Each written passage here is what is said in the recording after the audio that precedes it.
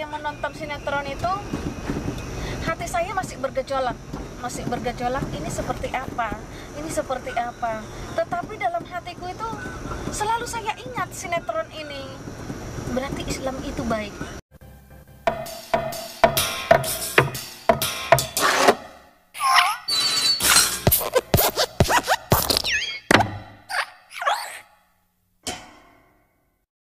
Kalau kita ngomongin kisah para mualaf yang ada di Indonesia itu ya beragam lah ya.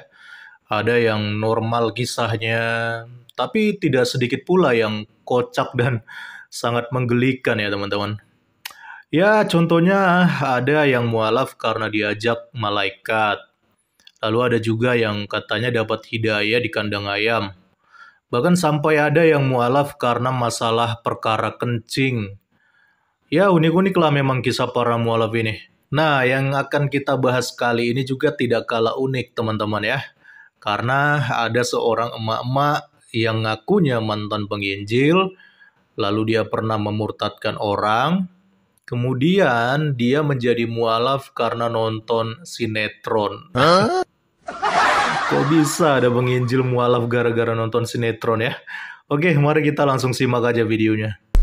Dos Mauli Simbolon lahir di Pulau Samosir, Danau Toba, Sumatera Utara pada 21 Juni 1981. Keluarga besarnya merupakan pemeluk Katolik yang taat. Sejak kecil, Uli sudah aktif di gereja dan kerap mengikuti kegiatan anak sekolah minggu Katolik.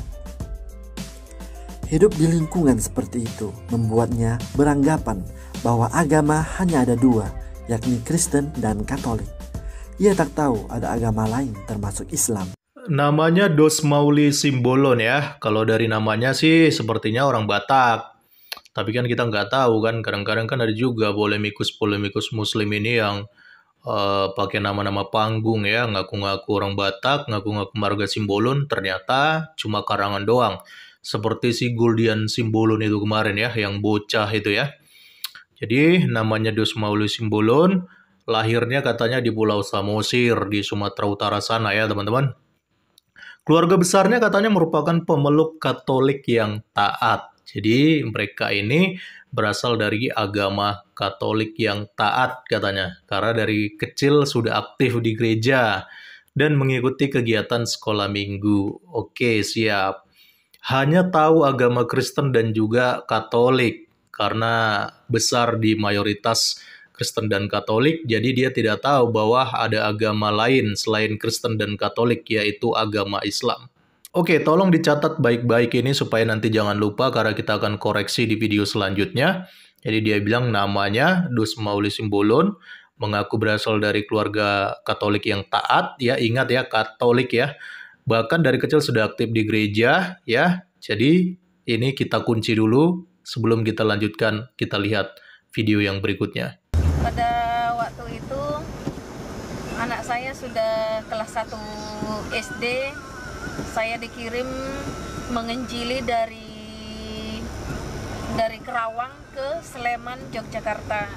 Di Sleman kami ditempatkan di GBI, Gereja Baptis Indonesia, di saat anak saya sudah kelas 2, penaikan kelas 2. Kami selama 3 tahun di sana sering menginjili sampai ke lereng Merapi. Di sana kita juga setiap hari Minggu naik gunung, dan saya juga sampai pernah memurtadkan orang di sana. Nah, di video sebelumnya tadi saya sudah ingatkan teman-teman ya, supaya jangan lupa ada beberapa hal yang tadi dia sampaikan kalau tadi dia ngakunya berasal dari keluarga Katolik yang taat. Ingat ya, Katolik yang taat. Tapi kenapa tiba-tiba bisa berubah jadi penginjil? Karena setahu saya ya, di dalam agama Katolik itu jarang memakai istilah penginjil ya. Penginjil itu kan identik dengan gereja-gereja Protestan ya.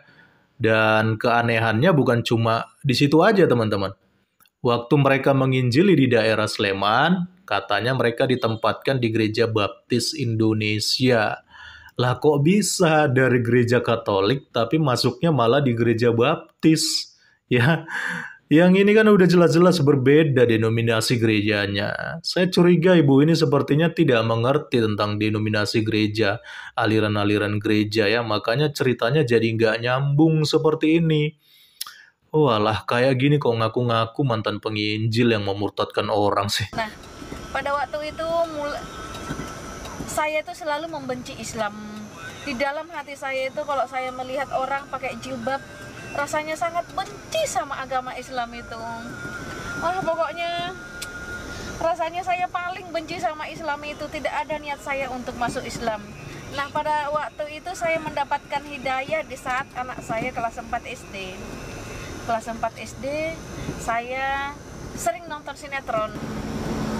Saya melihat di sana ada salah satu keluarga, suami istri yang sangat baik hatinya, sangat lembut hatinya. Dengan rajin dia ibadah, rajin dia sholat, rajin mereka baca Al-Quran. Tetapi mereka tetap juga dihina, difitnah. Padahal mereka tidurnya di bawah kolong jembatan, mereka hanya pemulung, tetapi dengan kesabaran mereka, Allah memberikan mereka rezeki yang lebih. Dengan kesabaran mereka, mereka mendapatkan hasil yang sangat luar biasa. Nah, orang-orang yang memfitnah mereka itu, yang memfitnah itu juga mendapatkan balasan sesuai dengan perbuatannya. Nah, pada waktu itu yang membuat saya sadar, loh, berarti Tuhannya Islam itu tidak tidur. Hati saya pada waktu itu langsung terbuka. Loh, Islam itu kok enak ya? Kok Tuhannya tidak tidur? Berarti apa yang kita perbuat akan kita dapatkan. Kalau yang baik kita perbuat, akan kita mendapatkan kebaikan. Kalau yang jahat kita lakukan, berarti kita akan juga mendapatkan balasannya. Itu yang terbuka dalam hati saya. Jadi sesudah saya menonton sinetron itu, hati saya masih bergejolak. Ini seperti apa? Ini seperti apa? Tetapi dalam hatiku itu selalu saya ingat sinetron ini. Berarti Islam itu baik. Yang awalnya saya membenci Islam, saya berubah jadi berpikiran Islam itu baik. Jadi saya menilai Islam itu baik. Nah, itulah yang membuat hati saya masuk Islam, dan saya mendapatkan hidayah dari sinetron itu. Ya, alhamdulillah, di saat anak saya kelas 5 SD awal, saya syahadat tahun 2014. Saya syahadat, tetapi anak saya kemarin belum mau masuk Islam. Sudah 1 bulan saya syahadat, baru dia mau masuk. Kalau untuk di bagian ini, ibu ini bilang kalau dulu dia awalnya sangat membenci Islam, ya. Apalagi kalau dia lihat orang pakai jilbab itu, dia benci sekali katanya. Nah, ini pertanyaan besar, kok bisa dia membenci Islam? Kenapa gitu? Nggak disebutkan alasannya. Masa gara-gara orang pakai jilbab dia benci gitu? Harusnya kan bisalah disebutkan alasannya kenapa membenci Islam. Ya ini tapi nggak ada angin, nggak ada hujan. Tiba-tiba dia bilang dia membenci Islam. Apalagi tadi dia bilang katanya di Pulau Samosir, di tempat dia besar itu kan mayoritasnya itu kan Kristen dan Katolik, ya, Protestan dan Katolik. Dan dia nggak pernah tahu kalau agama Islam itu ada. Tapi kok tiba-tiba dia bilang kalau dia ini sangat membenci Islam. Aduh, ini terlalu didramatisir sih sepertinya supaya kelihatan, oh saya ini adalah dulu orang yang membenci Islam. Saya tidak suka lihat orang pakai jilbab dan sebagainya. Tapi nggak tahu alasannya apa. Kalau kita membenci seseorang tapi tanpa alasan yang jelas, jangan-jangan ada yang sakit di kepala kita ini, ya. Kalau orang membenci sesuatu pasti adalah alasannya. Jangan tiba-tiba benci-benci begitu aja, ya. Apalagi di dalam ajaran Kristen kan nggak pernah kita diajarkan membenci seperti itu. Bahkan dikatakan kita harus mengasihi musuh.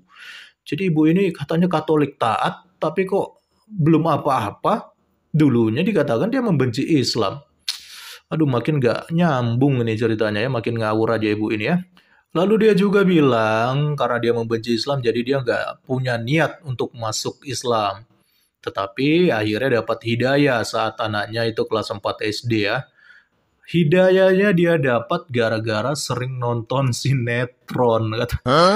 Dan kalau kita cermati ketika ibu ini tadi menceritakan tentang sinetronnya ya, saya rasa sinetron ini Mirip-mirip sinetron Ajab ya, sinetron Hidayah ya. Lalu dari sinetron ini dia merasa bahwa Islam Tuhannya tidak tidur, kata. Ya semua Tuhan kan sama gitu ya. Tuhan mana yang tidur gitu ya, aslinya gitu ya. Tapi kan ada juga orang yang salah perspektif tentang Tuhan. Tapi pada intinya Tuhan itu memang tidak tidur gitu. Karena kan Tuhan itu kan kekal, Tuhan itu kan tidak terbatas ya. Dia mengawasi setiap manusia, dia melihat, dia maha tahu, dia tahu apa yang kita lakukan, dia tahu dosa-dosa kita dan sebagainya. Jadi semua juga udah tahu tentang hal itu, Ibu. Bukan hanya karena dari sinetron gitu ya. Akhirnya sesudah nonton sinetron, hatinya bergejolak. Nah, ini makin dramatisir ya. Dari yang awalnya membenci Islam, jadi berubah pikiran bahwa Islam itu baik. Akhirnya dari sinetron tersebut, ibu ini pun dapat hidayah. Dan kemudian masuk Islam. Tapi tunggu dulu ya, bentar-bentar ya. Ibu ini kan tadi katanya seorang penginjil ya. Tapi saya nggak habis pikir, kok bisa seorang penginjil tapi tontonannya sinetron? Tahu sendiri lah ya kan, bagaimana kehidupan seorang penginjil itu ya. Masa seorang penginjil masih sempat-sempatnya nonton sinetron yang gak ada faedahnya sama sekali? Ya kita tahu lah kan, kualitas sinetron di Indonesia itu bagaimana ya. Penuh hiperbola, penuh lebay gitu ya. Sering dilebih-lebihkan, dan memang sinetron itu kan sifatnya fiktif ya. Di awal cerita kan dikatakan bahwa adegan ini hanya kebetulan semata, fiktif dan sebagainya. Dan tidak ada unsur sengajaan dan sebagainya kan. Dan gak logis sama sekali, apalagi kalau sinetron Ajab, sinetron Hidayah itu kan gak logis. Ada mayat ketimpa meteor, ada mayat ketiban LPG, banyak hal-hal tidak logis lah pokoknya. Makanya saya heran kok bisa seorang penginjil pernah memurtadkan orang, tapi tontonannya sinetron. Gak habis thinking saya teman-teman. Penginjil itu ya bacaannya buku-buku teologi lah gitu ya. Buku-buku apologetika. Buku-buku yang berbobot lah. Mana ada penginjil kok bisa santai-santai di rumah nonton sinetron. Apalagi sinetron yang penuh cerita fiktif seperti itu kan gak nyambung ya teman-teman ya. Ya orang tua saya aja ya. Walaupun dia ibu rumah tangga. Ya dulunya ya. Bukan seorang penginjil. Dia aja gak demen itu nonton sinetron gak masuk akal seperti itu. Ibu rumah tangga loh. Apalagi seorang penginjil kok masih sempat-sempatnya nonton sinetron yang gak ada faedahnya seperti itu. Aduh, kacau sekali nih teman-teman. Ya, tapi terlepas dari apa yang diceritakan oleh ibu ini, kita cukup tahu aja lah ya teman-teman ya. Kualitas para mualaf-mualaf ini ya kan rata-rata ya begitu. Ya, yang namanya sudah ngaku mualaf, cerita apapun itu kan bisa dikarang teman-teman. Untuk menunjukkan superior agama baru mereka.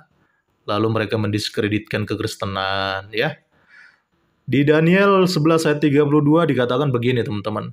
Dan orang-orang yang berlaku fasik terhadap perjanjian akan dibujuknya sampai murtad dengan kata-kata licin.